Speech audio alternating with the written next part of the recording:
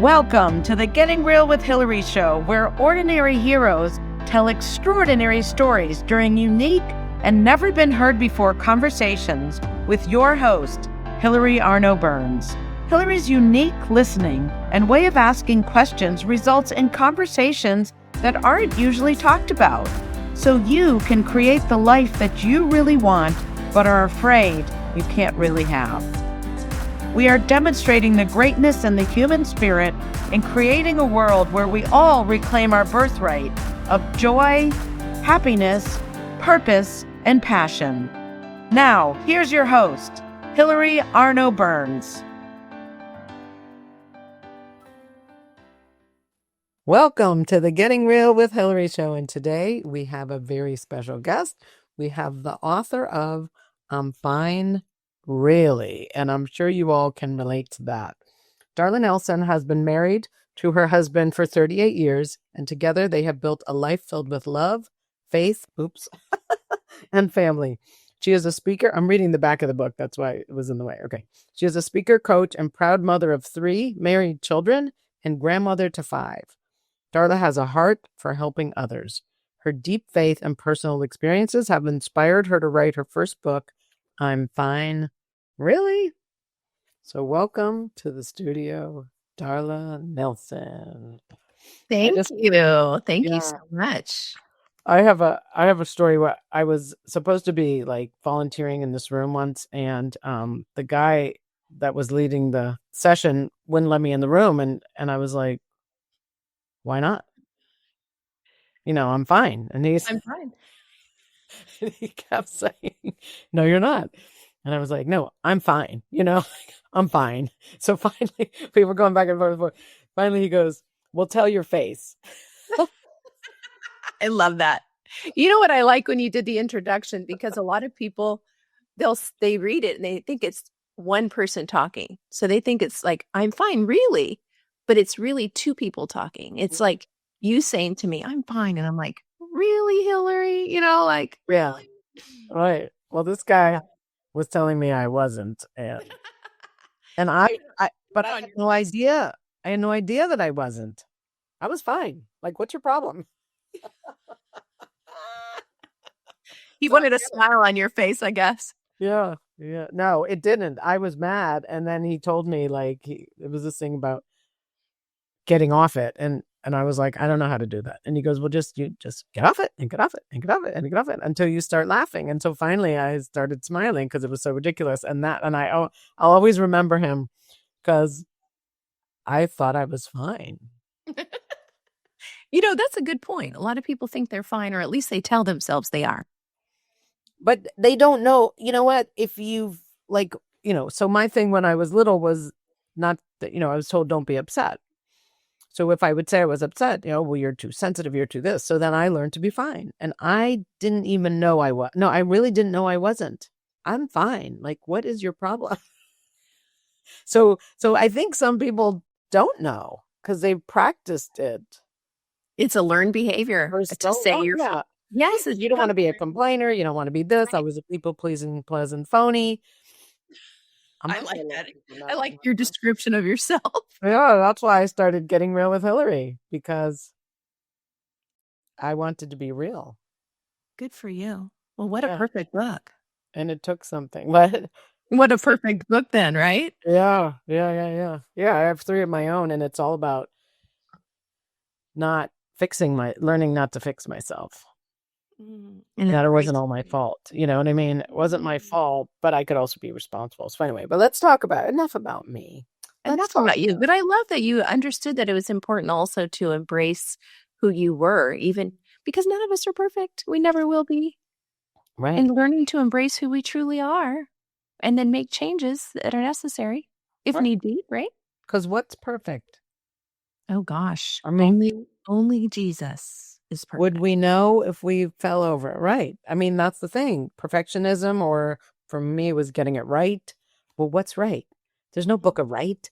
Do you know what I mean? You don't even know what you're trying to get to. Crazy. Right. Correct. Anyway, yeah. Yes. All right. So let's start back.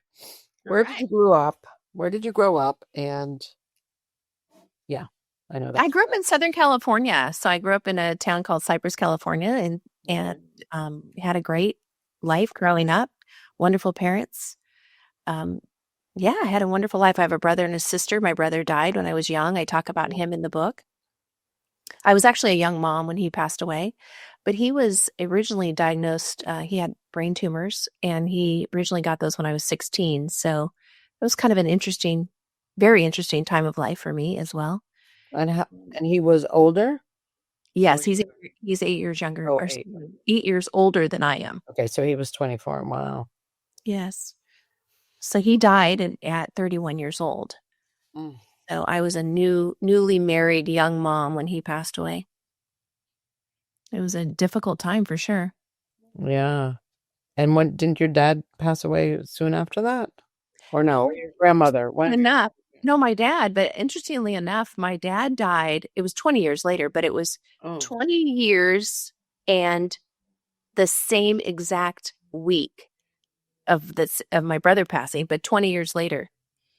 Oh. And then the interesting thing was my dad died on the 20th anniversary of his own father's death. Isn't that weird? It's pretty wild. So my dad, my brother, and my brother all died in the same week. Different years, of course, but Yeah. What month is that? it starts July 29th through August 6th. Ugh. It's kind of an interesting time of year.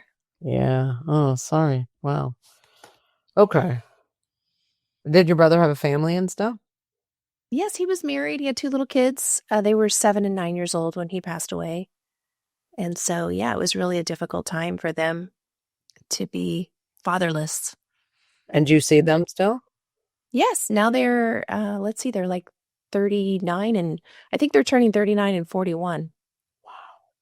So it's been a long time already. And yeah, it's been good to see them grow up and have their own families.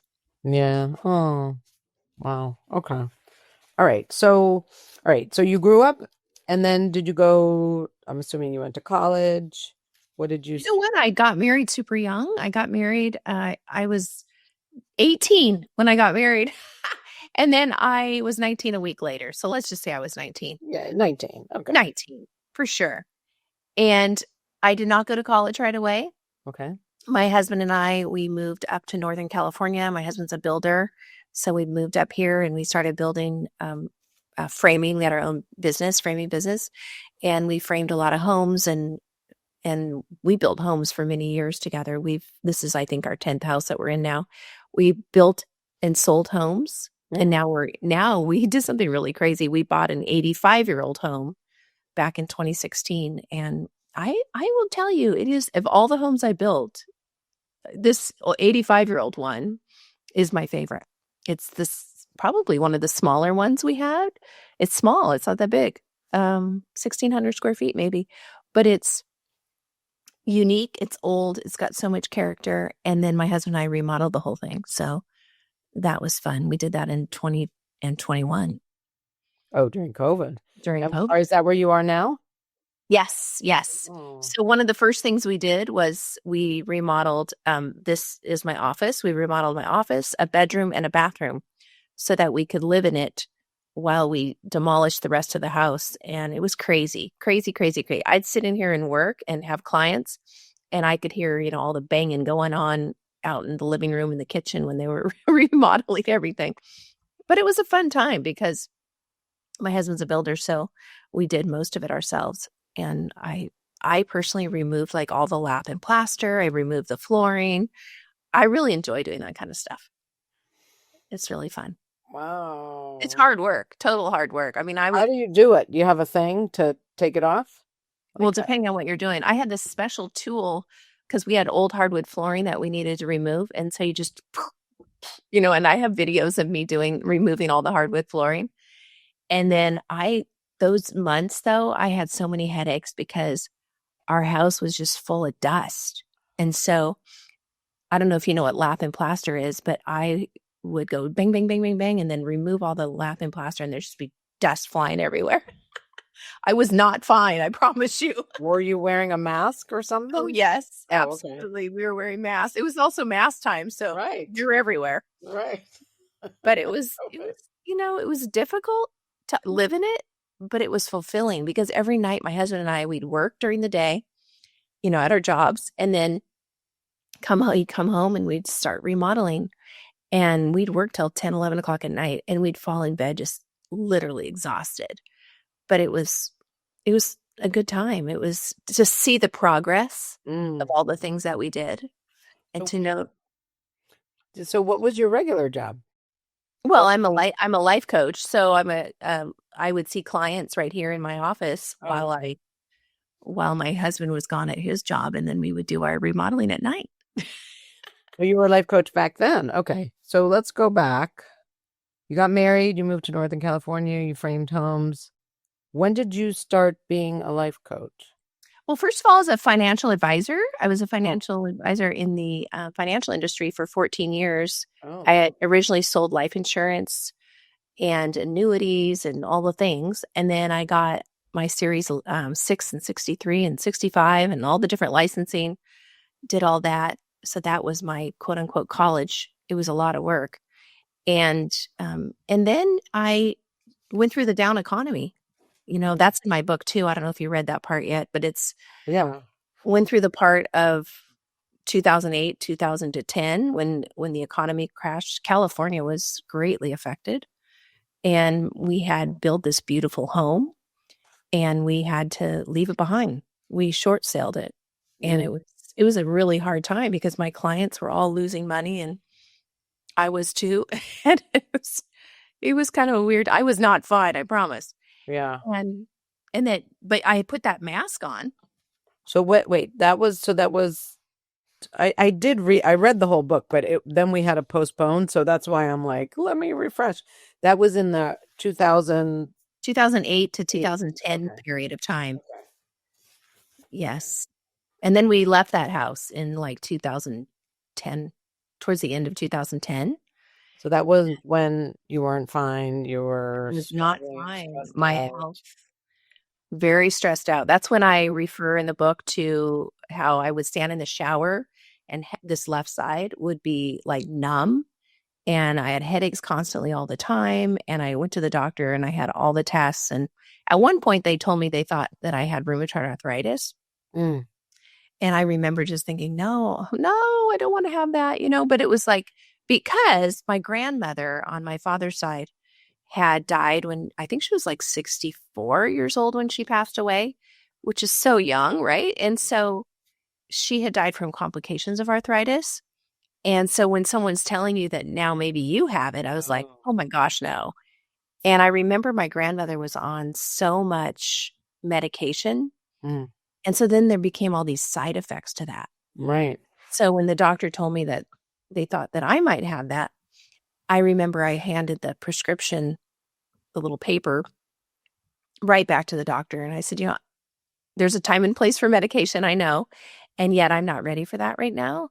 And so I left that day and I started really changing my habits. And I knew that I had to deal with stress. I knew I had to deal with anxiety, but also like, what was I eating? What was I drinking? What was I thinking about? And was I having movement? Was I exercising? And so I became very vigilant in doing all those things and never had to go back for that medication. So, how did you do that? You just did it yourself, or did you? I started researching and paying attention to like what causes inflammation and what causes autoimmune. A lot of people have autoimmune, and for myself, I'm not a doctor by any means, but for myself, what's worked for me is to really pay attention to what I'm eating, what I'm drinking, and what I'm thinking about. And so like right here, I have my water. I have my water all the time. People know that this is my cup and it goes everywhere with me. But also just knowing sugars, caffeine, alcohol, all those things that make arthritis and autoimmune so much worse. And I thought, I get to choose every single day what I'm going to put in my mouth, what I'm going to put on, and I could choose to not do that. And so I made a choice to do that. And I'm not that I'm perfect at any means, but I feel like I'm really pretty good about what I eat, like staying away from, I don't drink soda. I don't eat very many carbs, and no processed foods. I don't bring processed foods into the house and things like that. But, of course, every once in a while, you're at a restaurant or something, you're going to have you might like, oh my gosh, I haven't had a Coke all year. I'm going to have one. Of course. Of course. And you felt better. Oh my gosh, way, way better. And then this is back then when everybody's gone through the economy, everybody's experiencing not everybody, but a lot of people experiencing similar things. And I just had more energy than I'd ever had before. Wow.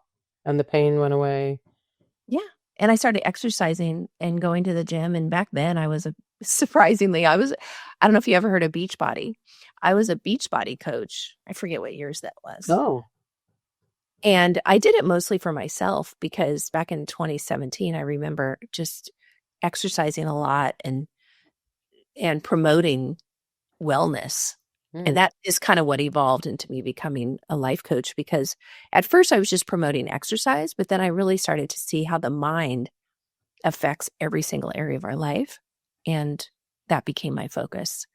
And that leads into when we start working on our mind, Hilary, then it can positively influence all the other areas of our life, including what we think and eat and drink, all this stuff. So It's a lifelong progression, that's for sure. Yeah. Well, I think it's amazing because I am not a researcher, but I'll follow things, So last summer, was it last summer?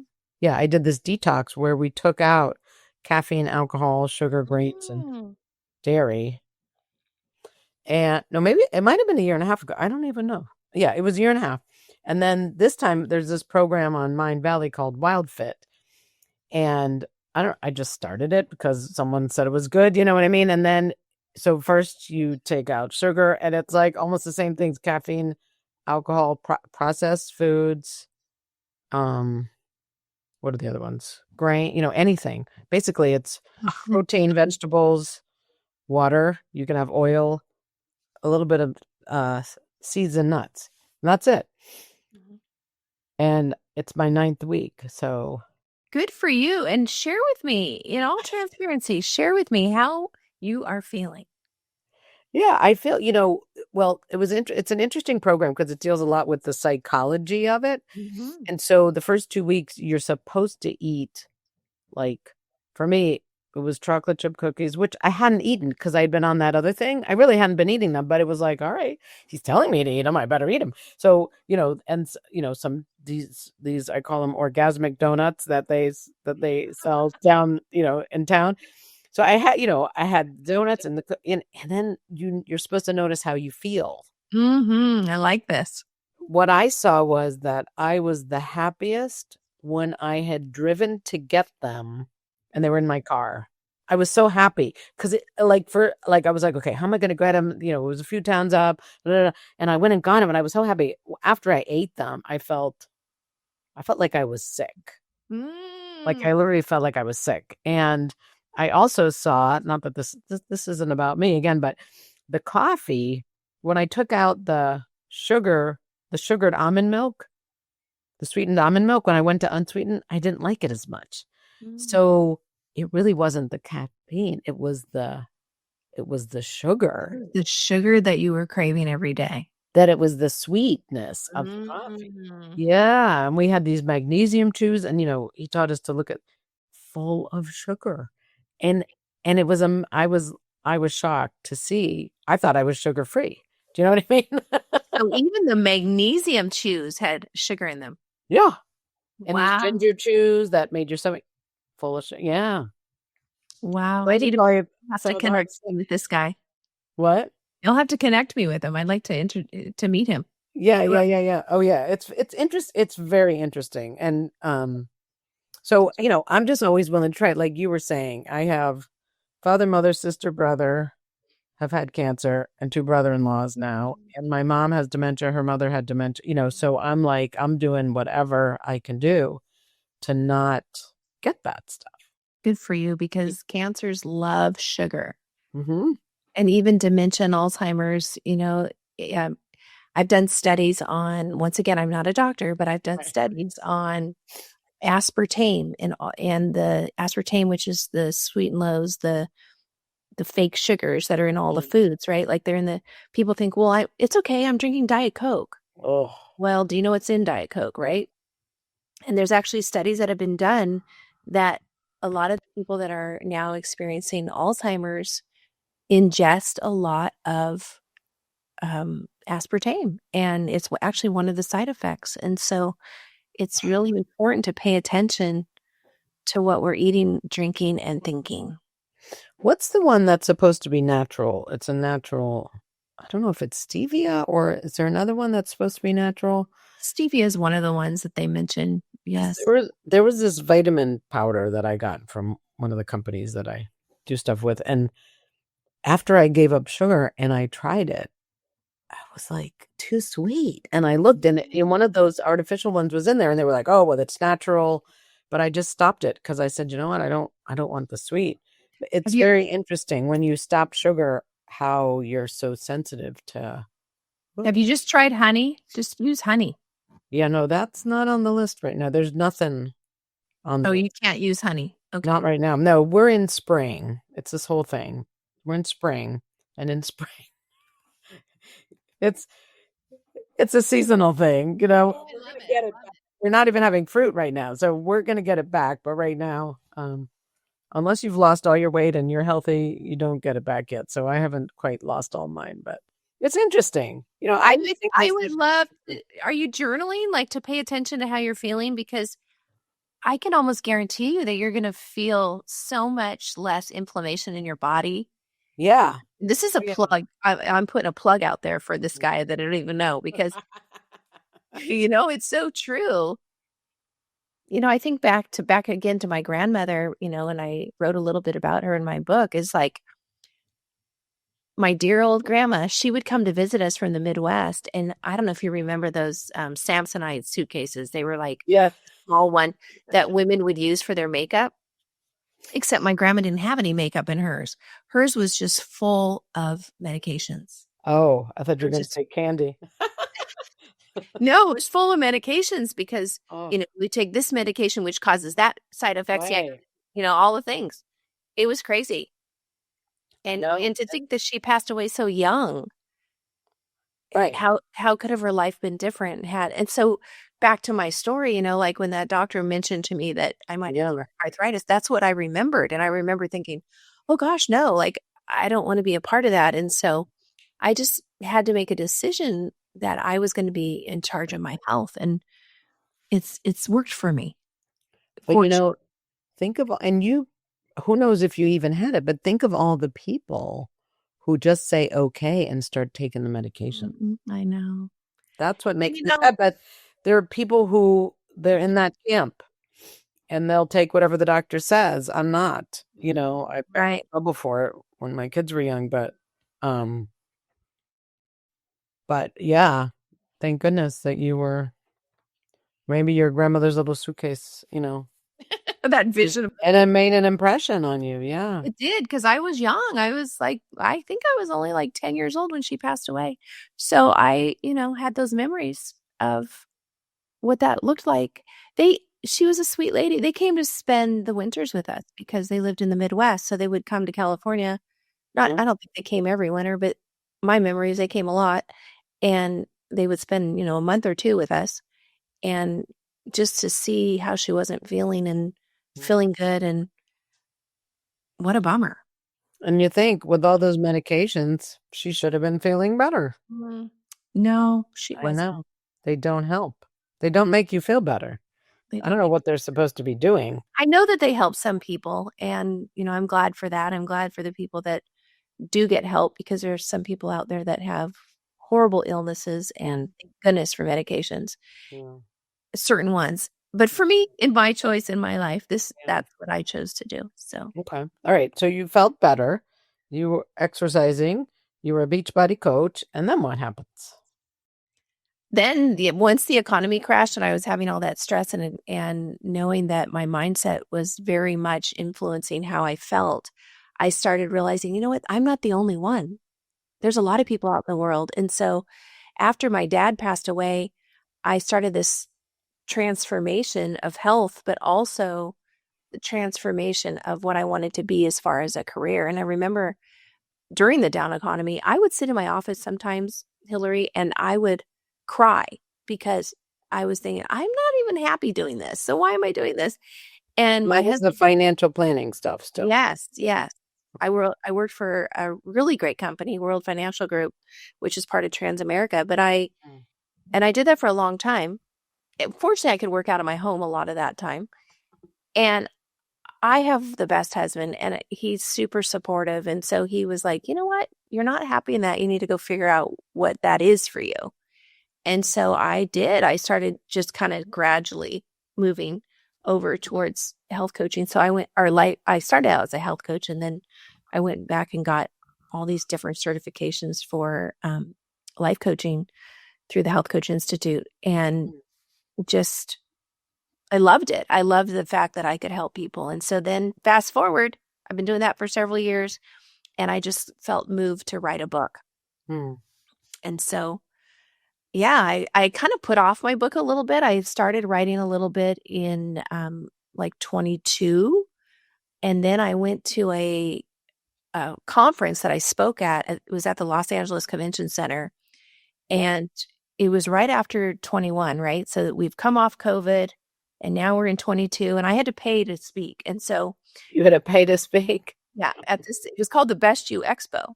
Oh. And so I paid $3,000 to speak. And of course I was promised the moon. And so everybody was. And so we go to this conference. I don't know if you've ever been to the Los Angeles Convention Center, but it's huge.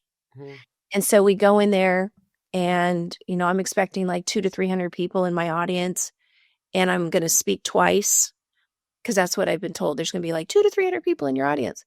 And in their defense, this is right after COVID, right? So we show up and we're speaking, and it's not just me. It's like the whole entire thing is just like empty. It was crazy. And so I go to my talk, and I was speaking that day on, which is also in my book, on the be, do, have concept. And in the audience, where I thought I was going to have 200 to 300 people, I had 8 people. Yeah. And I remember though thinking, okay, I still have 8 people, so I'm going to bring my best, and so I did. And luckily, because one of the ladies in the audience was Marie White, and Marie White is the publisher for Zammy's Publishing. And he came up to me afterwards, and we met and connected and stayed in touch. And then we started talking about me writing a book. And so fast forward to the end of last year, the end of 24, I've been kind of like writing. I don't know if you've ever done this when you did your books, but I would write in a Google document. And so whenever something came to me, I just like go in the document, write it. It was just this one long document, but it wasn't a book, right? And so at the end of last year, my husband said to me, it was like November, December, he said, so when are you going to finish your book? And I'm like, thanks for being a cheerleader. And he encouraged me to finish. So I said, you know what? You're so right. And so I committed the month of February of this year to do nothing but write. And so I knew I needed to leave this home office and go somewhere else to do it, away from laundry and all the other things. And so I paid for a whole month of a workspace, and I would go to work every day. Not every day. I went like 4 days a week, and I would go like from 9:30 in the morning to 4:30 in the afternoon. And I would just write whatever came with me. And then I also took a lunch break, but I was above my favorite restaurant. And so I would open the door. It was this place called the Espacio, which means, I guess it means space in Spanish.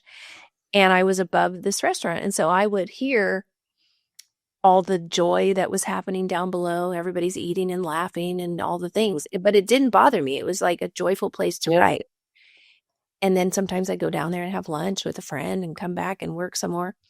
And I committed to Marie White from Zammy's Publishing that I would have my book done by the end of that month. And I did. I turned it in on the very, very last day. So now I have a published book that went bestseller second day. On Amazon? On Amazon, yes. Nice. It's on Amazon. It's an ebook as well as a paperback. And you can also get it at Barnes & Noble. I think it's on Walmart. It's on Walmart.com as well. So she published it? She helped you publish it?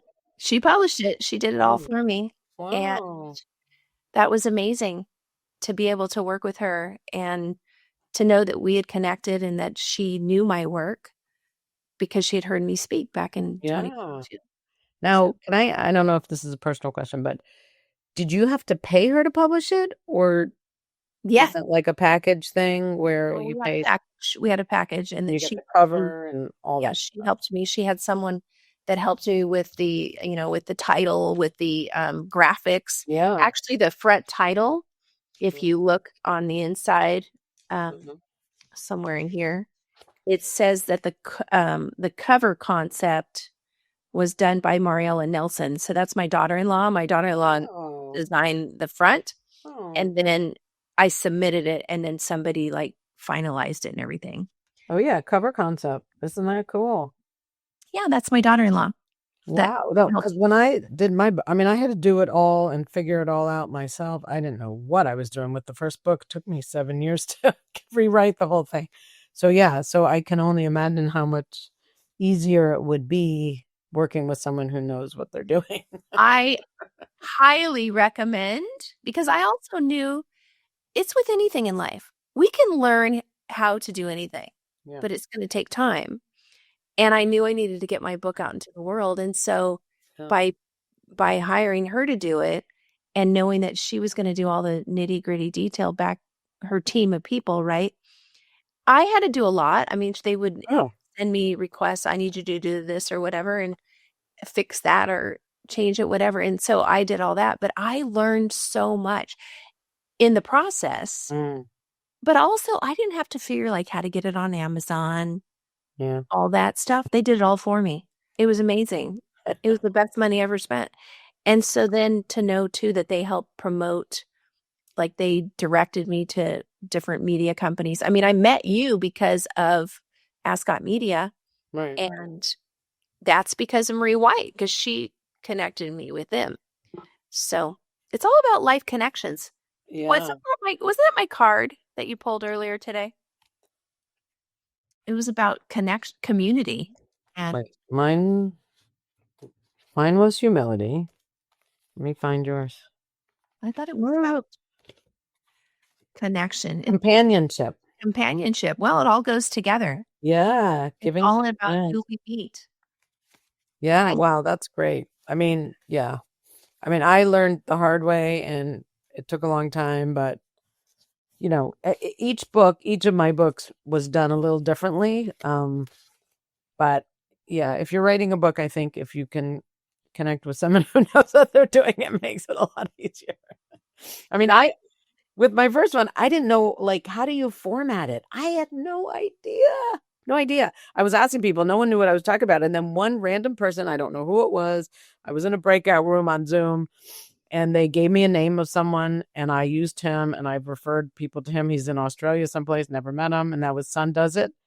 Random, but he's the one that got me through it. So nice. Yeah. Just, it was one of those things. I don't even know who it was that gave me the name, but they just happened to be there. Yeah. So anyway. It's all about life connections. Yeah. I think back to when I was speaking at the Los Angeles Convention Center.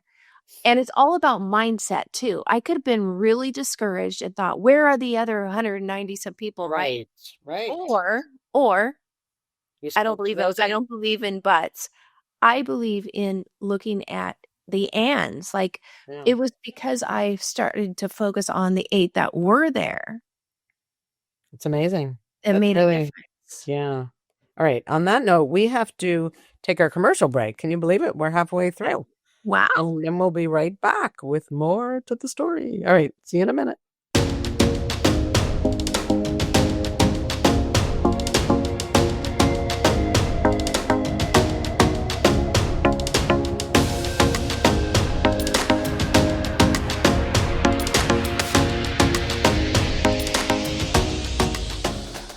Hey, it's Hilary from the Getting Real with Hilary show. Life can be messy, raw, and real. And sometimes we're afraid to feel vulnerable. We're afraid to be that real self. Well, that's exactly what the Getting Real with Hilary show and Getting Real movement is all about, being our true selves. Every week, I bring you stories of transformation, authenticity, and hope. People getting real with their struggles, their faith, and their breakthroughs. So don't miss a thing. Subscribe to my weekly newsletter today. You'll get stories, links to everything new, and how to create a life you love every week directly to your inbox. You can also find my books on Amazon. My courageous and riveting memoir, The Second Piece of French Toast, in case you feel stuck in your life and want to get inspired. How I came out about my no sex life in my marriage, and my second book, Real Talk. That one will get you speaking up in ways you've been too afraid to do so, and really creating amazing freedom. And my third book, How to Stop Fixing Yourself and Start Having Fun, the name is called Your Bullshit is Your Blessing. Find links to everything and subscribe to my YouTube channel, Getting Real with Hilary, and you'll find the links in the header. So visit, and you can also visit gettingrealwithhilary.com, because the real you is worth it and wants to come out. Hey everyone, it's Hilary, and if you followed Getting Real with Hilary, you know I believe we heal by telling the truth, asking better questions, and choosing courage over chaos. That's why I'm excited to share a book that does all of that. It's called Reviving Our Republic, written by Navy veteran Mike Biedenbaugh. This isn't just another political book. It's a hopeful, grounded blueprint that shows exactly how we repair our institutions, restore our constitutional balance, and rebuild a culture where citizens lead again. If you're ready to get real about America's future and what role you can play, go to revivingourrepublic.com and get your copy today.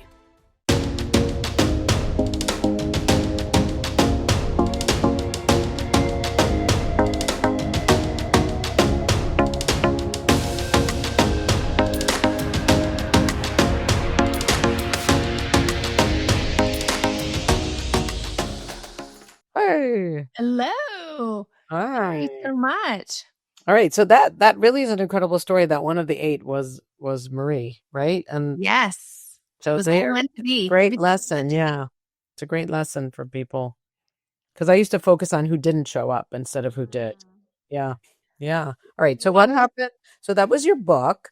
What else would you like to talk about? Your coaching.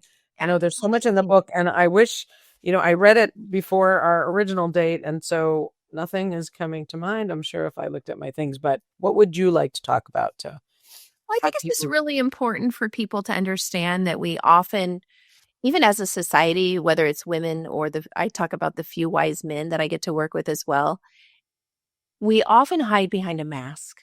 And when we recognize that we are struggling with overthinking or overwhelm or taking care of everyone else, we're feeling disconnected, we're feeling stressed, and yet we get to make a conscious choice every single day on how are we going to, I like to say, flip the switch. Are we willing to flip the switch on our thoughts and help ourselves to really shift the way we think? And so, one of the things that people will say to me, well, what is a habit that I could use to shift everything? And there's quite a few, and I refer to them in my book and towards the back of the book.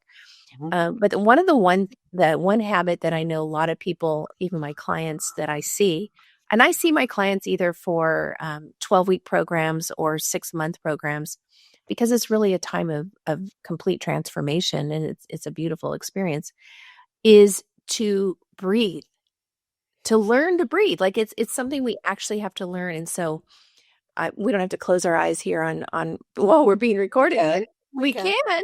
Yeah. And one of them is like, take a moment. Okay. For the listeners, if you want to do this, like, let's take a moment. Let's close our eyes. Let's put our feet on the floor, and let's go ahead and breathe in everything that you want. So breathe in love, peace, joy. And now breathe out everything you don't want. So frustration or anger or discontent, whatever that is for you. And we're going to do that 3 times. So 2 more times. Breathe in. Breathe in what you want. Hold. And now breathe out what you no longer want, what no longer serves you. Let's do it one more time. Breathe in. Hold. Breathe out. Ooh, that felt good. I did that recently, actually last Friday. I did a journaling session with some women, and it was a wonderful evening. And at the end of the evening, I asked if anybody wanted to share one word to describe how they felt at the end of the evening. And I loved it when one woman said, "I feel calm." And I'm like, that's exactly the point. That is exactly my hope, is that more people could experience not stress and anxiety, but peace and calm. And we can do that when we allow ourselves to stop hiding behind that mask of I'm fine and go deeper on that. Like, what does that really mean? And how do we do that? And there's ways that we can learn to really address who we are, who we're being behind the mask, and why is the mask even on? But do you run into also, we were talking about at the beginning, perfectionism, like people who because this was me, like I just was always very scheduled, how to do stuff, don't get in my way, blah, blah, blah, blah, blah. And that was not, and last January, I gave up being stressed about my job. I just said, I'm not doing that anymore. I love that. And it takes something. It feels wrong almost. Do you know what I mean? Like, yes. How am I going to get anything done? Like, because that worked for some. It worked a while. Yeah, but it was exhausting, and I was stressed. And so I think a lot of people, I guess you could call it the rat race. We're just running all the time, and it's like until you stop and like take those breaths, you don't stop. You don't even know you're running. It's just like you don't even know you're not fine. That hamster wheel going. Woo! Yeah. And I think for me, it's like remembering I don't have to do that. I like that word. I have a choice. Yeah. You do have a choice. Isn't that a beautiful thing? Because but I think people, I think aware, in one of my books, I had 3 steps: awareness. So if you're not aware, you're just not aware. Then acceptance. That was to accept it. And then once I did that, that's where the peace came, and I could take an action. I could see actions to take that I couldn't see when I was in my hamster wheel. Right. Because it's so good to remember that peace comes from honesty, not from perfection. Right. Honesty. And that's hard for people. That's hard for us to be honest with. I actually did a video on this the other day on Instagram where I was just talking about all the things we add to our list. It kind of reminds me of what you just shared. All the things that we put it on ourselves. Right. We need to learn, as women and men, we need to learn how to say no without saying no. You could say no without saying no. You're like, thank you so much for that opportunity. And today I'm not able to partake of that. Yeah. Or I can't schedule that until 2027. Whatever it is. Well, there were a lot of times I would, as a people pleaser, say yes. And then I would be like, oh, God. And now, if it doesn't feel right, I try not to say yes. Do you think, that those years that you were saying yes and you're going, oh, my gosh, what have I just done? Yeah. Do you think that some of that came from a place of not, I don't know if the word is pride necessarily, but this place of wanting to think you could do it all? I don't know. I think it was more people pleasing. If someone asked me to go someplace like on a Monday night and I don't like to go out on Monday nights, I'd say, yeah. Oh, because this woman had come with me to things. So I felt like I needed to say, you know what I mean? I was trying to do the right thing, even though I didn't want to. And you know what's interesting And I about went and I hated it. And I said, I'm not doing that again. I tried to make the best of it. I didn't know anybody there, I didn't like, and that was why I said, why am I doing this to myself? Mhm. Instead of you could say, I have a, what is it? Not a practice, but like I don't go out on Monday. Oh, I'd love to, but I don't go out on Mondays. You know what I mean? I could say anything other than yes. Yes, Thank correct. you for the invitation, and I'm not able to go. I mean, the people say that all the time. So yeah, it took something. It took me realizing it wasn't in my best interest to say yes. Yes. Learning how to say no without saying no. Like you could simply say, I appreciate so much, Susie, that you asked me to join you on Monday night. And in my language, I try not to use the word but. So I had to say, thank you so much for inviting me to go on Monday night. And I'm going to have to pass this time. Yeah. Something to that effect, right? Well, you say it very nicely. I You're try. very sweet when you say it.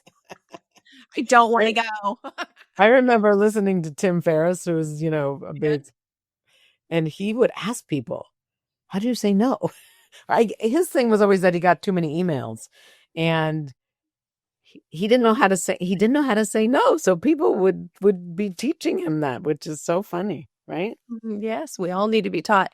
Even myself, I need to be taught and retaught. It's the old, and I say this all the time. I'm sure I said it in my book somewhere too, is that I am not perfect. There's no way, right? Like I'm not perfect. I fail all the time. Come on. That's why. No. That is why I was even able to write a book on stress and anxiety, because I have had a lot of it myself. And I had to learn, especially when I first thought I had arthritis, I had to learn, like, what was I going to do differently to make my life different? And so now one of my biggest compliments, I love getting this compliment, is they'll go, Darla, you're so calm. And I love that. I love hearing that because that means I'm still trying to do the work. Doesn't mean I have it all figured out, but I still am trying to do the work. Right. But it also comes back. Do you remember the be, do, have concept? Yeah. If anybody listening does not know what that means, it means that often people get that backwards. They think, well, when I have a better job, I have a better wife, when I have more money in the bank, blah, blah, blah, then I'm going to do, and then I'm going to be. And I learned this back in 2017, one day in a class that I was taking, San Diego. And it was when they taught it, I was like, that's it. That's it for me. Like, I need to learn how to be, do, have. Like, who am I going to be when I wake up every single morning? For me, I'm choosing to be a loving, compassionate, inspiring soul. And I say soul because I feel like that encompasses everything, from being a grandmother, mother, mother-in-law, all the things. Life coach. And so who am I going to be? And when we live into who we want to be, then we can know more peace and calm. Yeah. Yeah. Peace and ease. That's what I took on last January. Peace and ease. Oh, man. I'd love to hear more of your story sometime. Yeah. Yeah. I just turned to a page. This was something I had put the page down. It was when your friend, it's 78, 79. Oh, no. That was when your brother died. That we talked about.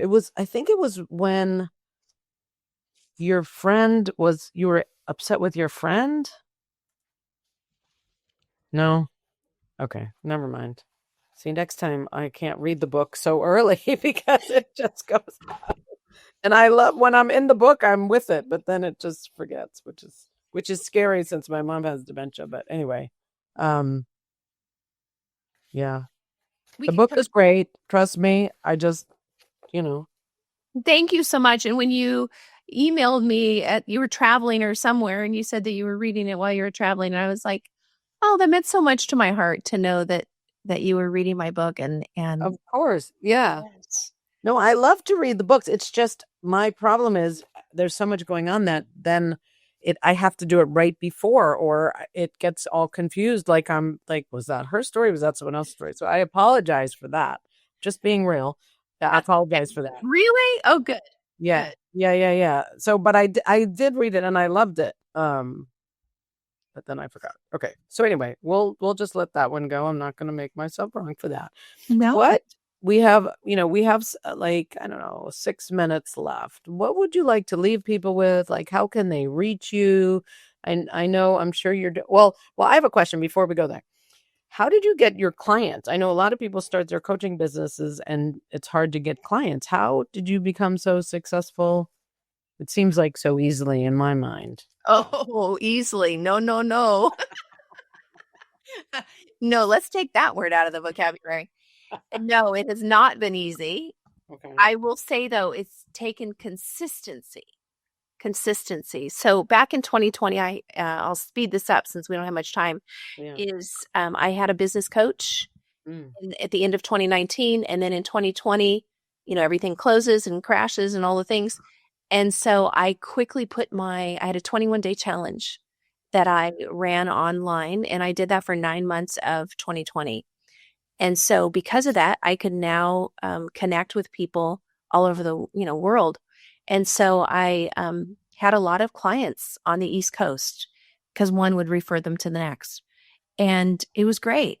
2020 was actually my What was that on? Was it like Facebook or was it? It was on Facebook. Okay. It was, and sometimes Zoom, but it was even before Zoom became super popular. Wow.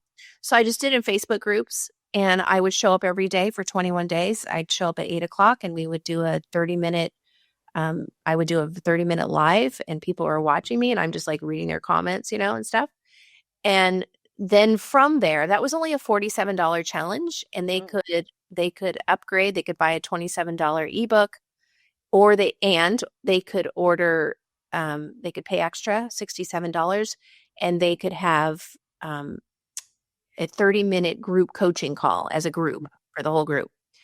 And so that worked really well. And from there, at the end of the 21 days, every single month, I would promote my 12-week coaching program. Mm-hmm. And so I would get some of those people every month, not a lot, but a whole, several that would end up buying my 12-week or 6-month coaching programs. And so it just became more about referral.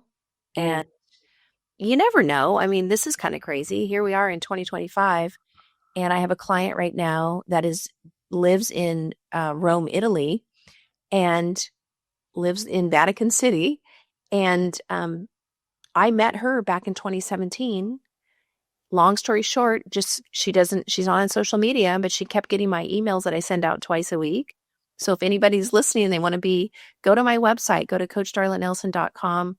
You can sign up for my Monday morning musings. You can get a text message every week, emails twice a week. And they're just emails of encouragement. Mm-hmm. And so a few months ago, I remember thinking to myself, I wonder if anybody's even reading these emails. Like, is this worth my effort? Mm-hmm. And about a week later, I got an email from a lady in Italy, and she had been reading my emails since 2017. Wow. And she hired me. And now I'm her coach. Wow. And what if I would have stopped?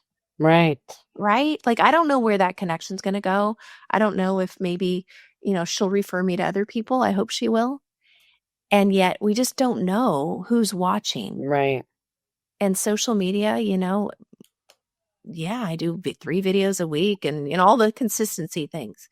Mm-hmm. Now, back to your question, was it easy? No. No, it was not easy. It was frustrating. And sometimes I'd cry and like, what am I doing? Why am I doing this? And then I'd keep doing it. And that was always my answer. I'd pray. I'm a praying person. So I'd be praying to God, like, if you want me to keep doing this, have me keep doing it. Yeah. Yeah. All right. We have 1 minute-ish to wrap up. Yeah. So Coach DarlaNelson.com. Yes. Is that her book? And what would you like to leave the audience with in the last? Just one little nugget is to not ever feel like you're going to get all this figured out overnight. Like, just be willing to make one small little change. Because if you try to do it all at once, you're going to get overwhelmed. You're not going to do any of it. And yet, if today all you need to do is simply drink more water, then drink more water. And then do that for a few weeks, and then we'll add something else on. Because I'm not the coach that's going to tell you we got to go da-da-da-da-da. And you're going to be going, oh my gosh, I don't want to do any of that. No, it's about one simple I call them healthy habits. One simple healthy habit change, and then we add on and we grow from there. And your life will change one day at a time. And I've seen it in hundreds of women, and a few wise men. I've had some of my greatest clients have been the few wise men that have hired me. Oh, thank you. Thank you so much. I love it all. I'm fine. Really? Don't forget, Yes. DarlaNelson.com. Thank you so much for being here. Thank you so much for having me. You're welcome. Thank you for watching this episode. I started getting real with Hilary when I discovered that I was a people-pleasing, pleasant phony and wanted to be more of my real self. We can grow together if you will like the show, subscribe to my channel, and share this episode with your friends and family so that we can have a world that's more real.